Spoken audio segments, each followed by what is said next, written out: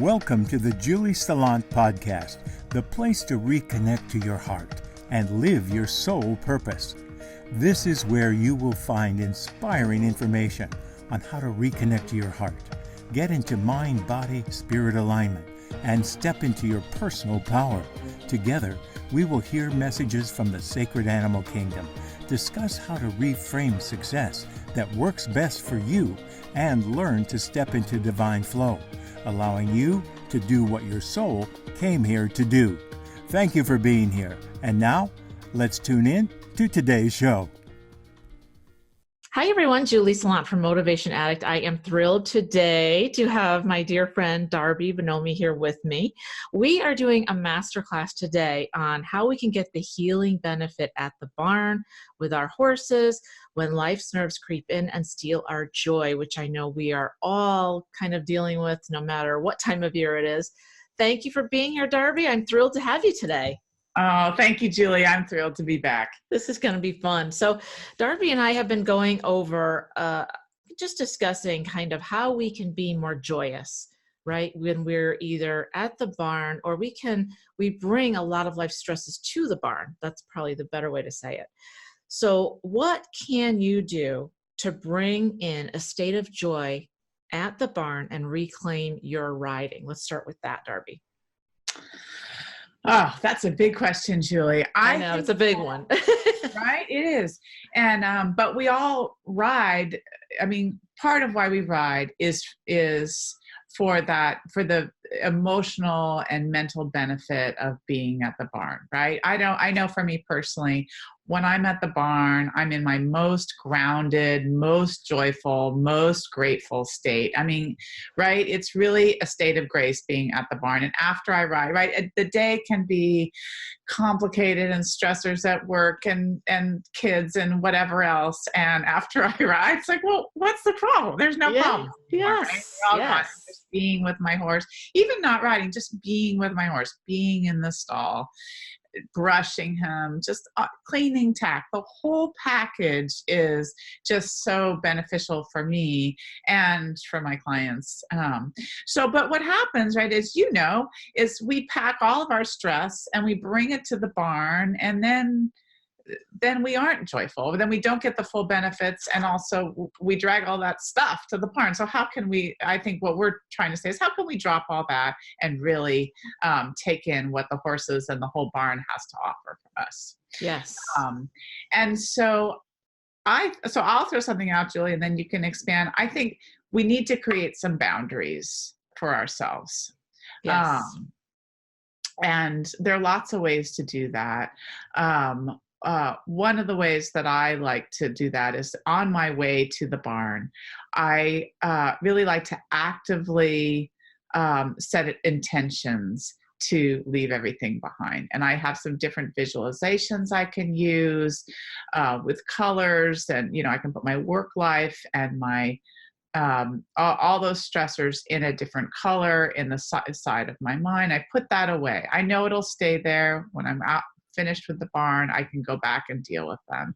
But going to the barn, I have different meditations, different grounding tools, so that by the time I drive through that gate of the barn, I'm really ready to be present and take it all in.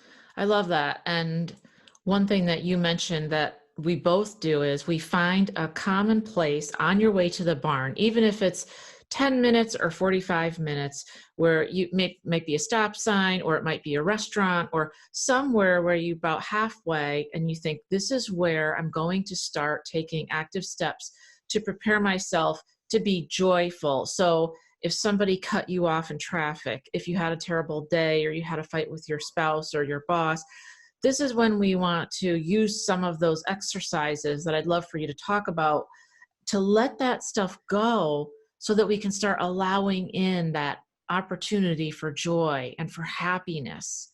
Can you maybe expand on some of maybe one or two of those guides that might help the listeners with getting rid of the junk that they've that frustration or anger that they have during the day?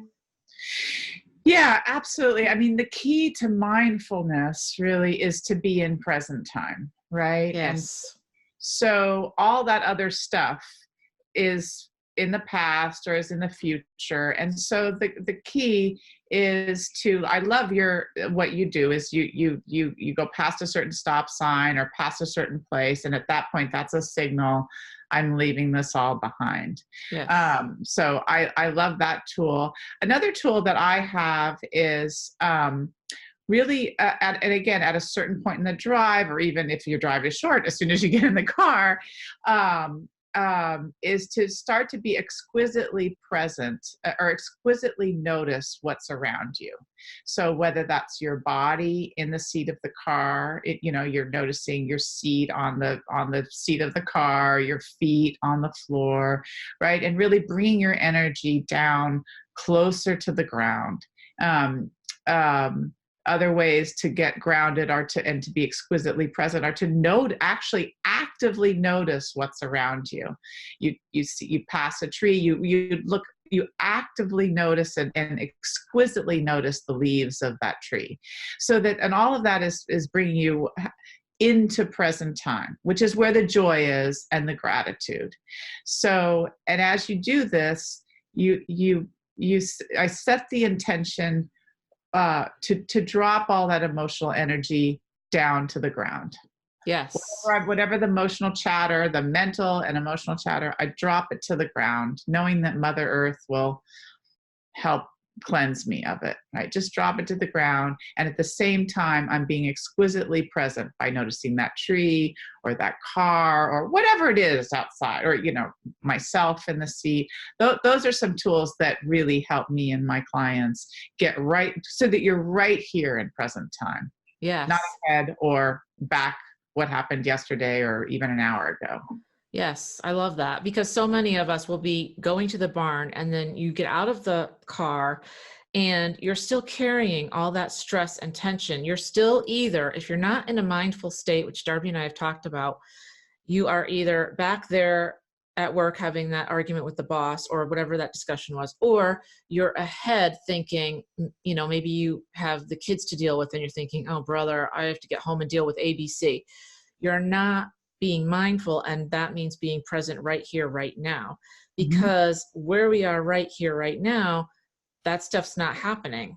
And that's where our horses are. And that's where we want to meet them, in that state of, I'm here right now for you, giving you everything, all my focus, just as you're giving me all your focus. So I love that. Set the intention and then getting grounded and letting that stuff go, and then bringing the mindfulness into the picture.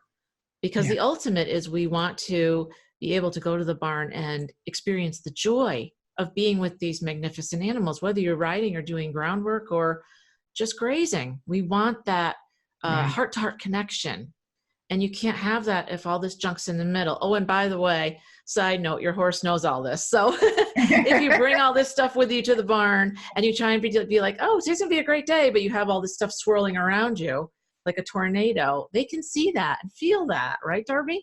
Yeah, absolutely. Absolutely. Right. And then they can shut down and you don't get the benefit of being with them, and they don't get the benefit of being with you. So I totally agree. And just to elaborate on it a little bit, right. The practice that you and I were just talking about, that's really pre-barn, right? The goal then would be to carry that into as soon as you step into the barn. Yes. So to continue to be really exquisitely present. And this is easier because you're at the barn. So yes, hopefully it's easier. Yes. And I'd love for you to talk more about this, but I've incorporated some of your suggestions actually, Julie. Oh, good. When I go up into the barn and look right in my horse's eye and say hello and greet him with love and that heart-to-heart connection, and really do a check-in. And that's for him. It's me checking in with him, but it also gives back to me so much as I look right into his eye and really feel his groundedness. He helps me ground, of course, because horses are so grounded.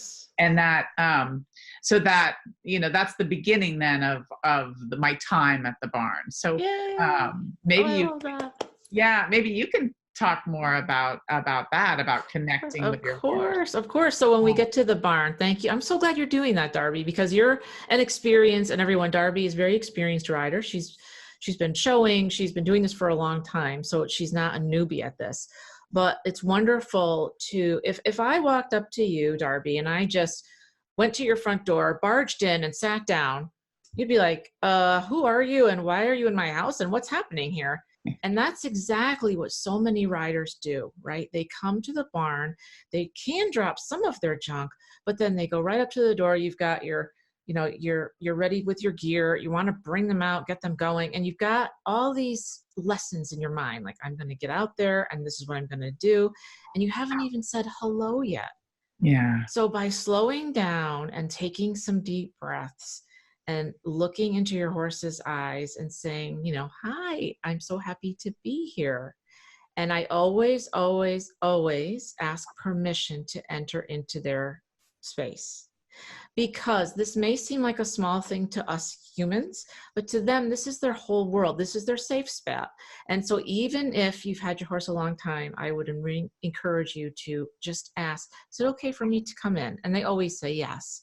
But it just gives them that little chance of you to connect more with them, so that your hearts are now syncing up, and it just starts the whole time with your horse off beautifully, I found, right? Yeah. It's like connecting. Yes, I've been doing that, Julie. Thank you so much for Yes. that suggestion too. And I love that. It just feels so respectful. Right. And the heart-to-heart connection, I think it's really important to emphasize. It helps them, but it just brings that joy into my heart too. And which is really the topic of which is what we're delving into. How do you get that? And you just don't have that connection if you just throw the halter on, drag them out, and let's go. Right. It's just really lacking in that joy and that appreciation and that respect. And we can also go into talking to them about what we're going to be doing in our plans, which we'll do next. But it is super important that you do these simple steps. But I think some of the simple steps are the most profound steps. Wouldn't you think, Darby? Being Absolutely. mindful sounds so easy. We can just be here now. And by the way, people, I always do this with Darby. We're going to put away our phones, okay? Keep your phone in your car. Your horse does not need to hear your phone, and you need to give them the respect and honor of your full attention as they're giving to you. I see a lot of people with their phones in their pockets, and I get it, but let's make this as a wonderful, joyous time as we can for both of us, for both parties. Right. No, absolutely. It's so hard for us to be in present time, and the phone is, I know, biggest culprit. Absolutely. And it's hard. I mean, it's not easy for us either, right? But I really think to really, because the key to joy is to really fully take in whatever experience you're having, whether it's at the barn or whether it's eating a meal, or right. The key to really living and being vital is to be present. And we have to work so much harder now, I think, than we ever had before, because our life, that's just the way life is right now. But we really have to counter it by deliberately taking these steps, setting intentions, being mindful. It's a lot more work than it used to be when we moved at, half the pace that we do now. Yes. But still, with the horses, they have that joyful presence about them. And you can just bring in any type of gratitude and thanking them for being with us, because it really is an honor. It's not that everyone has this ability to be with these horses on a daily basis like we do. It's an honor and a blessing. So I think tapping into that will, and remember also what you put in your electromagnetic field, your horse picks up and mirrors back to you. So if you do, then they're happy. And it's really got that heart-to-heart coherence going on that we all desire, which is just the joy of being there and then having fun, being present, as you say, exquisitely present, and then having it be fun for both of you. Right. And I mean, and last, and we can talk a little bit about this, that our seminar today, our class today is really about joy. But I think I'll just put a plug in that if you do all this and you are really in present time with your horse and you have the heart-to-heart connection, your performance is really, you're going to optimize your performance. You're going to ride better. Your horse is going to perform better. And since I work with a lot of competitive riders, that really is important to them. So that the joy and the connection and the performance go hand in hand. Yes, yes. I absolutely love that. And especially with riders that are showing, because they have a lot more stress on them, and stress on their horses. So bringing in any kind of fun and joy is where it's at, because it's going to take the stress. Because if you're mindful, think about this, if you're mindful and you're bringing joy in, joy can't be in the same place at the same time. It has to be one or the other. So if you're mindful and you're here right now and you're not thinking ahead and you're not thinking back, then you bring the joy in, the gratitude, there's no room for fear or doubt. That's right. But Darby is an expert on handling fear. And I've had a lot of personal experience with fear. And we're going to change the view a little bit. And we're going to say, we're getting to the barn, everything's going great. Now let's pretend that you have had an injury. Perhaps you're not feeling confident for whatever reason. Maybe you have a new trainer, whatever the reason might be. And we're going to the barn. We've done everything we just said. We're mindful. We're trying to bring joy in. We're connecting with the horse. But for a lot of equestrians, once they start getting the gear out, they grab the saddle. Sometimes it's tacking up. Fear starts to creep in. How can people combat that?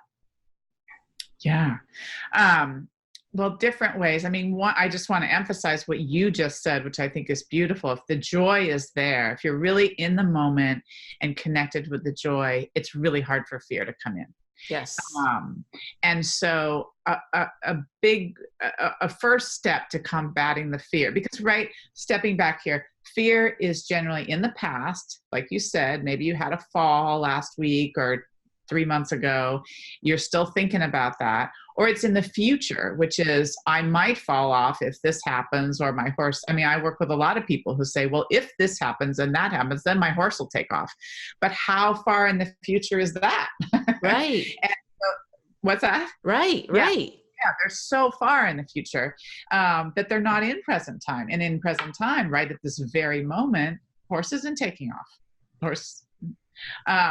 So that's really a key component of combating fear, is to be really present. So I work with riders to do the process that we already talked about, but even bring it on to you're getting on the horse. So you've tacked up, right? You're mindful. If you're starting to get fearful, you really bring yourself back into present time.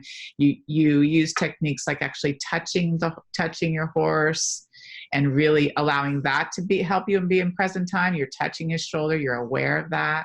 But then once you get on,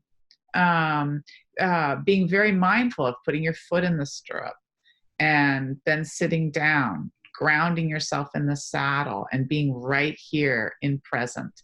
If your mind starts to wander off, that's okay. You bring it back to the present time. If you're worried that the horse is going to take off, is he taking off right now? Is he giving indications of that? Be in present time. Because usually these worries, again, they're not in present. I have a rider that I was just working with this week, and she has all these kinds of worries. But the horse but when the horse actually did take off this week and she had to actually handle it, she handled it great. Good. Perfectly. Everything was fine. It was then afterward, the fear spiked again. And we had to, so it was really important lesson for her that actually in the moment she's very capable, and that the fear was past. Yes. It wasn't right at this moment. Yes. So that's the knowledge part, but the practice part is really being mindful, and then we can incorporate techniques like breathing, relaxation breathing. Yes. Right. Yes. I raise my hand because my trainer always said I don't breathe. And when you are processing so much in your mind, and you're either, as Darby said, ahead or behind, I don't breathe. And it's very common, but it's subconscious. So I want everyone to not judge themselves harshly, because when you do that, it just starts the cycle of, oh, I'm not a good rider, and oh, I shouldn't have done that.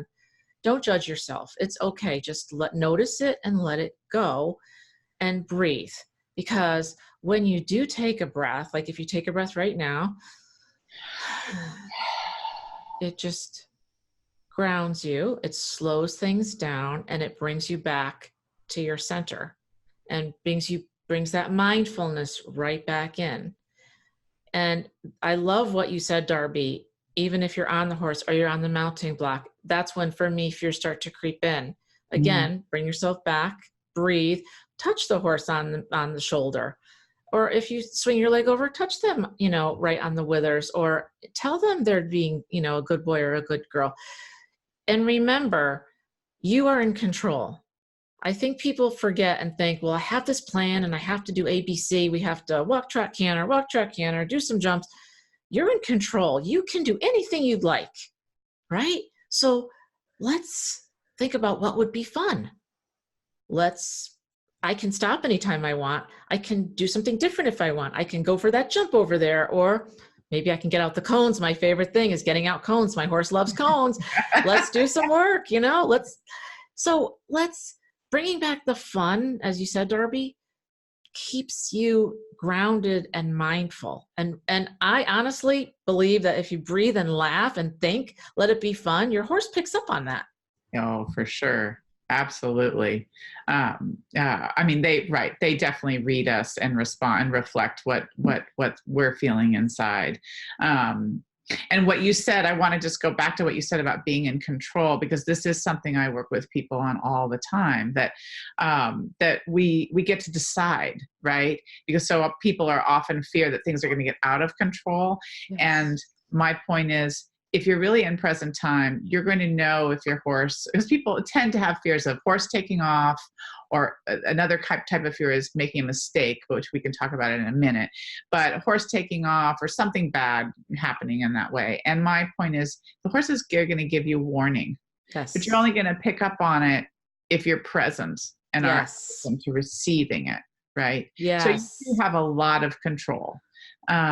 Right. And you need to be in present time so you can pick up on realistic fear, because there's the kind of fear we're talking about, past, future, worries, blah, blah, blah. But then there's the realistic fear. So when my horse raises his tail, like he does when he's, I know the tail raise means got to get off and lunge a little bit. Yes. Yes. So I have a realistic fear. It's important to heed that. Like he's telling me, I need to go buck around. I need to go buck. And if you don't get off me and lunge me, I will have to buck you off. Yes. So, but if I don't listen to that, the only way to listen to that is to really be aware. I mean, the tail is an obvious one, but there's a lot of more subtle cues that horses give us, right, about what they need, yes, or if they're fearful. And we want to be able to listen to that and react to that. And in that way, we reinforce our sense of, yes, we are in control.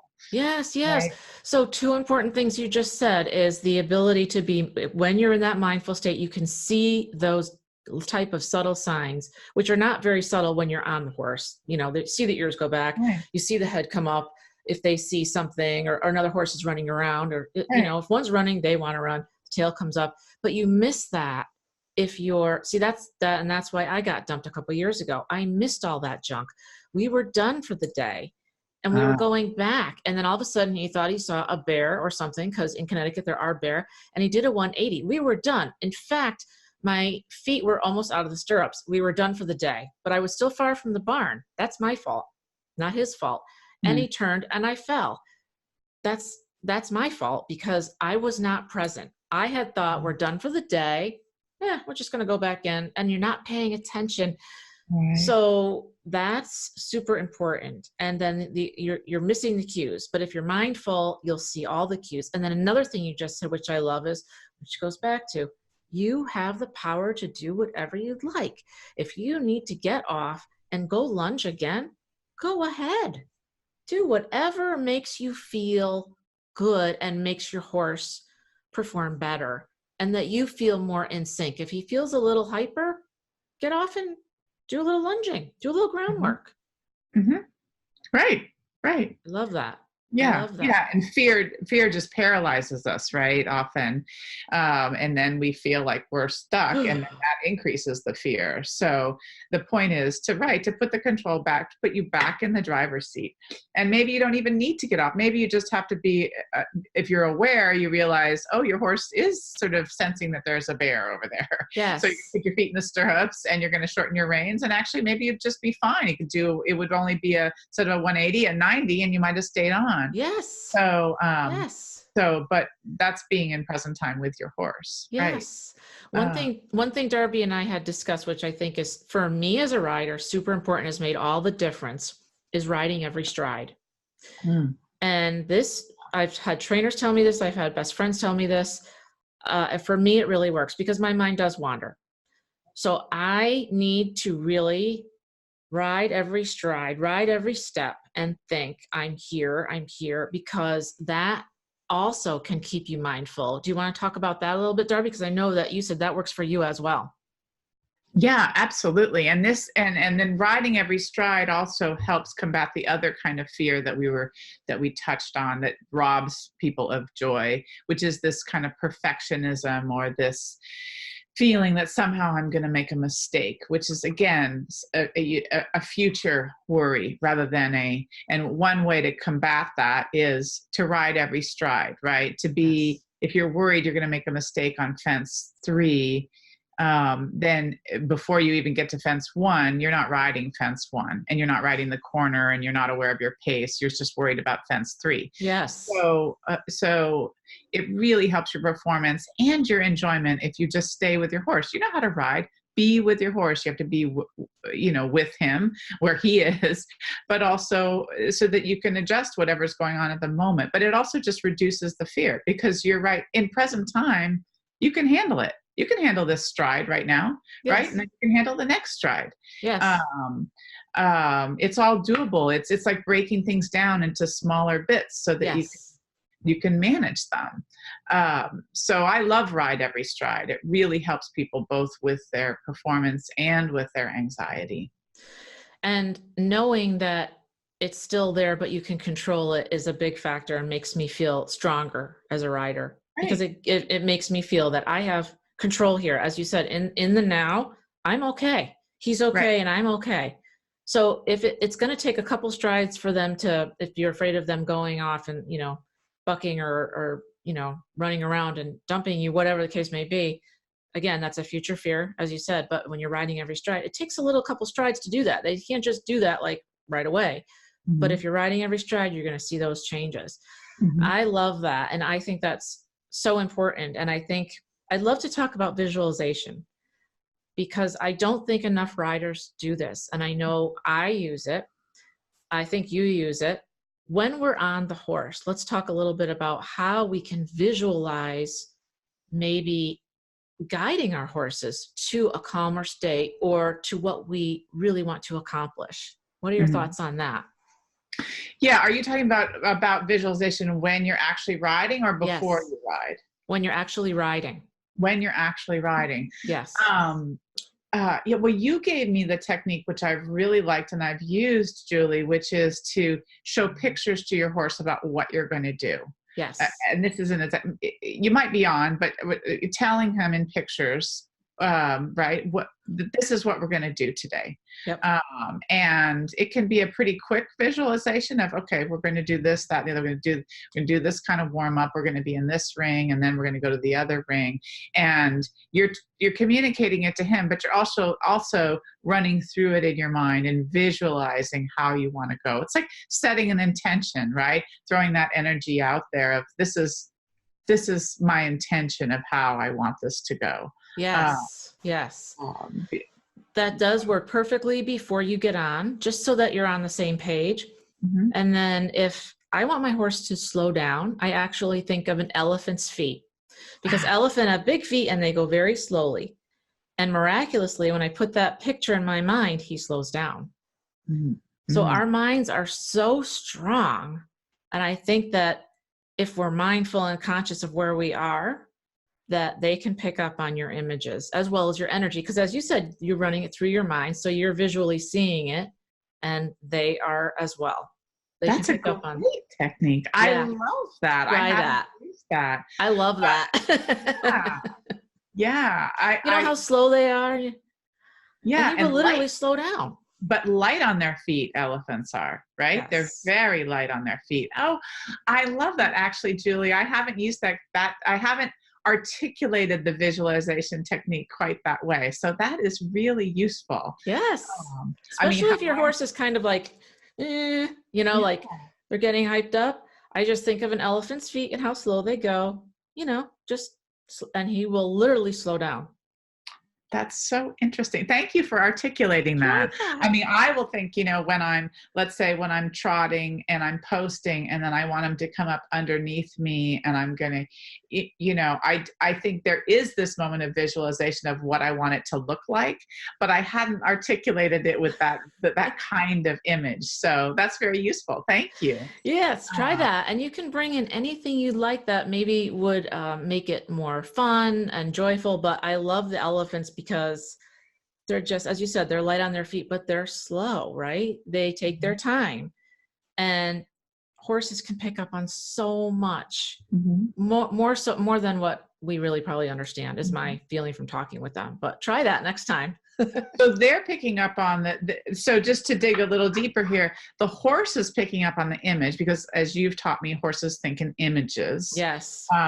So they're picking up on the image, but I think we also are picking up on that, right? That image is an intention, right? If we set an intention, it sort of sets our energy flowing in a certain direction. So it also is an intention for us, and we react, and it's not even a cognitive thought process. It's more of a automatic response, I think. Yes. So when you're taking your horse out and you know what you're going to do for the day, that's when I always suggest, let's communicate that to them because they don't know what in the heck you're going to do. Are they going to get on a trailer and go to a show? Are they going to do some, groundwork? Are they going to go on a trail ride? They don't know. So by putting that into your mind, this is what we're going to do today and run it through. You can do it really quickly. They'll, okay.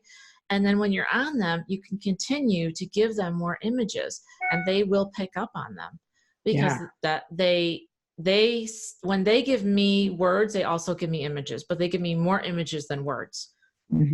So being the communicator, they always respond better and faster as we would to images. Yeah. Pictures worth 1,000 words, right. As we know, right? So you think, I'm going to have a clear round. It's going to be awesome. We're going to just be in sync with each other and you run it through your mind. They're going to feel that too. Yeah. Oh, that's a great technique. Okay. I'm going to test drive it. I want you to try it and let me know how it works for you. I will. I will not be shocked if your horse just slows right down. Yeah. I will not be shocked. Or I was just working with someone, comes to mind, whose horse, I believe, is she gets quite nervous at shows, not uncommon. And there's a different horse between the warm-up ring and entering the ring. And the warm-up ring, and my personal horse is this way too. The warm-up ring, he's just kind of his normal self, as we all are. And then as he gets to the show ring, his energy elevates. Yes. And she interprets that as him being distracted, but I interpret that as he's saying, look, we get to shout, let's go. He's saying, game on, let's go. That's exactly what I said to her, right? Yes. He's saying, game on. I'm ready. And she's right.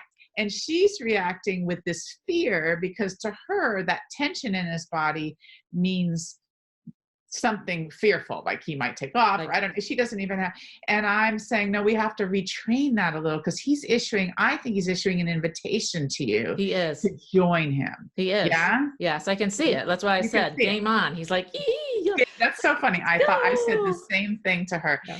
And so anyway, I'm just bringing this up as an example of the other, rather than slowing down, I'm trying to help her connect with his game on energy, because actually she could use a little, even though she loves to show, she kind of retreats rather than game on. So anyway, it's another challenge to get her to kind of come forward and meet him as he issues that invitation. So he's doing that to get her going too.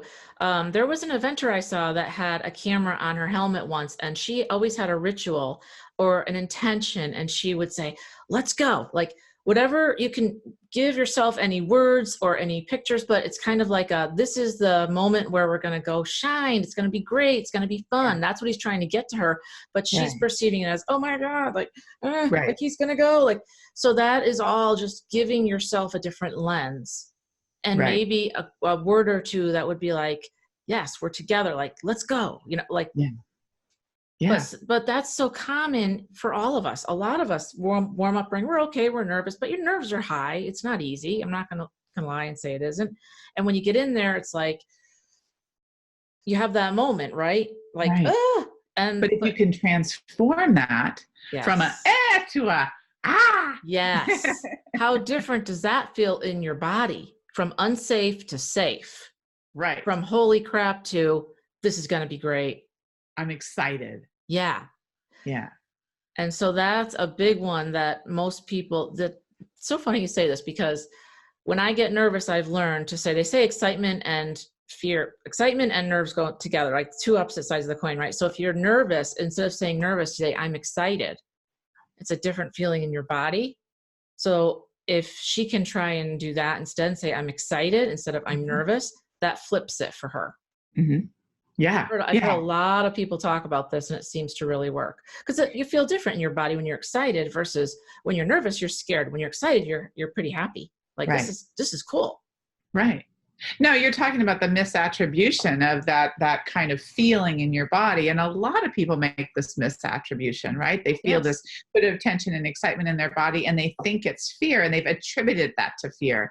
But if you can reprogram it, and connect in with, let's say, if we're talking about a show situation, someone's excitement about showing, right? That they get to show off, right? If we can, right? Put on our, then you can really transform that. It's almost the same body sensation in some way, but if you attribute it in a different way, you can really enhance your focus and your enjoyment, right? Yes. Or for some people, for me included, I remind myself, I love doing this. Yes. This is joyful. Look. And I actually set an intention for the round. I put, I like a gold energy all around me and all around the ring to just elevate it. And I walk in and it's like, I've arrived. Yes. That's amazing. Feeling, right? It's why we show. It's part of why we show, is to say, look, I'm all gussied up. And, I got my duds on. I'm ready to go. My horse looks good. Let's do this. Let me show you what I got today. Yes. Right? But it's surprising how hard it, maybe not surprising, but it is so hard for so many people to really bring that, even though they love showing and they work hard at it, and they certainly spend a lot of time and energy and resources.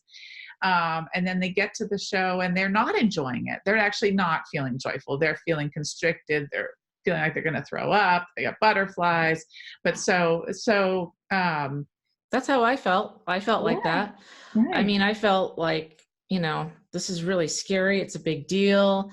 I'm nervous. But then again, if you say you're excited, and if you can put a picture in your mind of excitement equals happiness, that takes a lot of the fear away. Because again, they can't exist in the same spot.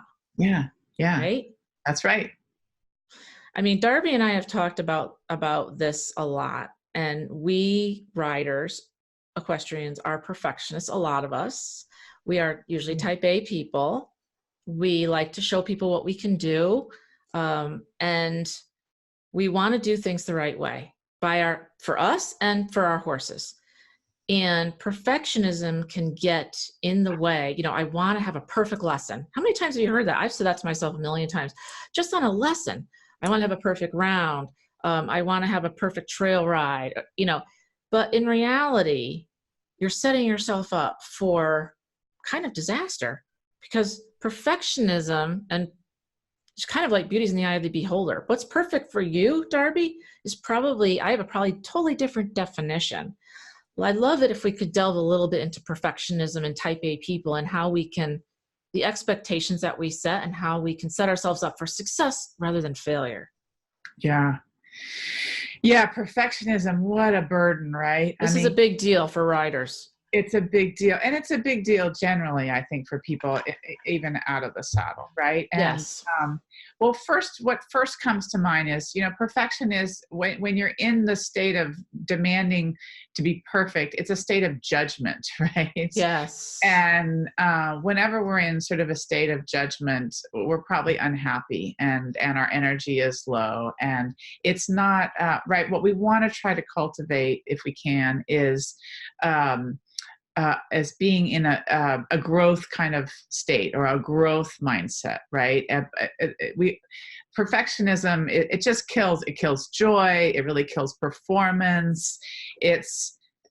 There is a good part about it, is it motivates, right? If we have goals, and I don't want to say perfectionism, because there is, in moderation, perfectionism is a motivator, right? Those people who Yes. go to the Olympics, right? They're refined. They want to do the perfect half pass, right? They want Yes. to have their Yes. pirouette be perfect. And yet too much perfectionism just completely, like I said, kills joy, and it kills performance. So what do we do about it? One suggestion that I always try to work people away from perfectionism into this growth mindset, Okay. right? That we're in a state of learning. Like, I don't care how well you do something, right? We're in a state of, I want to learn. I'm going to learn every day. I'm going to learn, Yes. right? What's perfect? Like you said, what does that even mean? Right. It's Because kind of, perfect means you're done learning when we always want to be learning. Always. exactly, what does it mean? Right. So I think you have to, if you're under this sort of tyranny of perfectionism, then you really have to ask, what does that mean? Why am I doing this to myself? Right? Yes. Because for most of us riders, really, we want to grow. If we're jumping 3 foot right now, maybe our goal is by end of next year to be, doing the 3-3, or whatever it is. I mean, you can throw lots of goals, but you want to have a growth mindset, which means, which leads me into the next point, which is, when you're so perfectionistic, you hold your standards up here, but you also lose track of the small goals, right? Of today, you're not going to perfect whatever it is, but you might make this X progress or Y progress, and those are doable. Those are reachable, right? And you need to give yourself a pat on the back when you get there, and your horse, for goodness sakes. Yes. Being partners. Yes. Yes. So that's a couple thoughts I have about perfectionism. Do you want to throw some other things? I take so I've always been a perfectionist, a type A person. I'm learning to release that and relax with that, because you are setting yourself up for failure a lot of times. Right. That comes from a place of fear, scarcity, and it comes from a place when you're judging. That's what you're cultivating, instead of the growth mindset, which is when fear is, your closed mindset. You've learned all you can, or you're at this pinnacle and there's nothing else for you. Perfectionism, it's kind of like this high thing that you're trying to achieve, but it's hard to get there. And if you get there, it's only going to last for a few seconds. What is perfection? As we say, what is perfection? Everyone's idea of perfection is different. So with a growth mindset, you want to be open and forgiving, be gentle on yourself, non-judgmental, and of your horse, who's 50% of the equation. They could be having a bad day, just like we do, whatever the case may be.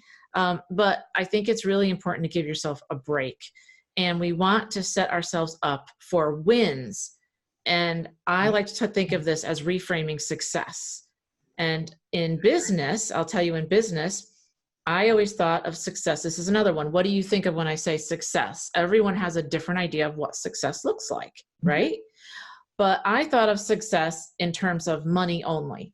And you can go a long time, and if you don't reach this number in your head, which is expectations, like perfectionism, you don't reach those goals, then you think you failed.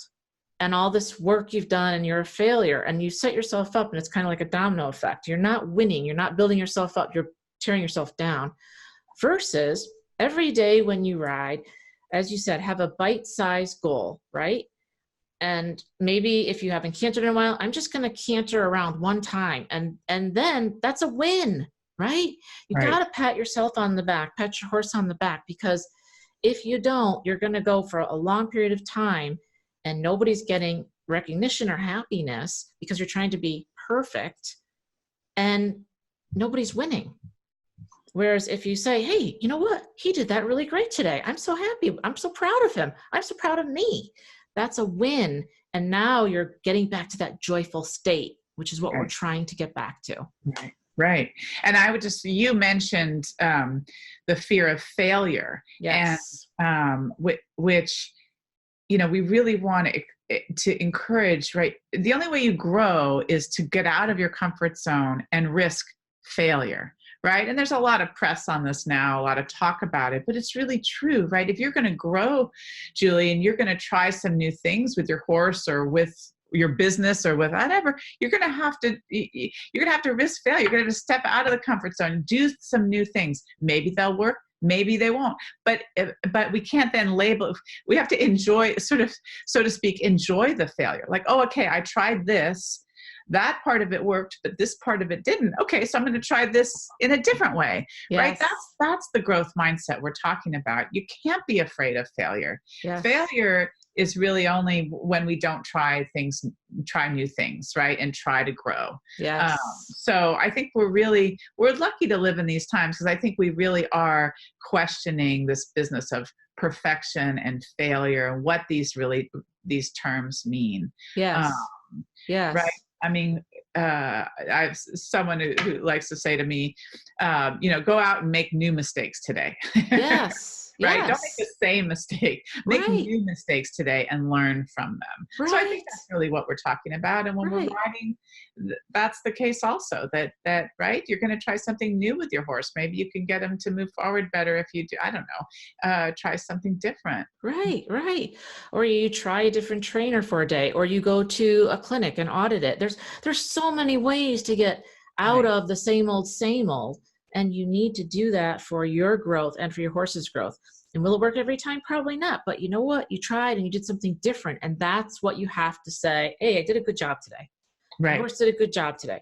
Because the more wins you have, the easier it is to get back to that joyful state. Because perfectionism is judging. You're always judging yourself and your horse. How good did we do? How not good we do? I mean, I've talked to people and they've gotten off their horse. You always say, how was your ride? And he didn't do this, this, and this. Instead of saying the good things he did. You know what? We have to work on this, but you know what? He was really great over here. Because they feel your energy too. Remember, you're 50% a team. Right. And so he or she is feeling everything you feel. So if you're constantly down for days and weeks and months at a time, they're going to get down too. And now you're kind of in a bummer of a little bit of you kind of can get stuck, where we always want to bring in the joy. Let's keep it fun. Let's keep it non-judgmental. Thank you for being with us today. Darby has been so gracious with her time. I really appreciate you being here, Darby. Oh, thank you, Julie. We have talked today about being in a mindful state and how to bring mindfulness and joy back to you and your horse at the barn and riding. We've talked about fear and how to overcome fear, and also about perfectionism and type A personalities and how you can set yourself up with positive expectations versus expectations that are too large by being perfect. So what Darby and I were thinking is of doing, if you watch this and you have questions on any of these subjects, we'd love to do a Q&A for you. Darby, we can make ourselves available if you'd like to do a Q&A from any of your people that see this and that have questions around mindfulness, fear, any of this. We'd love to help you. Absolutely. That would be a pleasure. Awesome. All right. So both of us will figure out when we can do that, what day would work, and then you can send us questions. We'll go live and we'll be happy to answer any questions and help you. So we hope you've enjoyed this masterclass and we look forward to doing more with you. Thank you so much, Darby. Thank you, Julie. It's just been terrific. Yay. Thank you. Okay.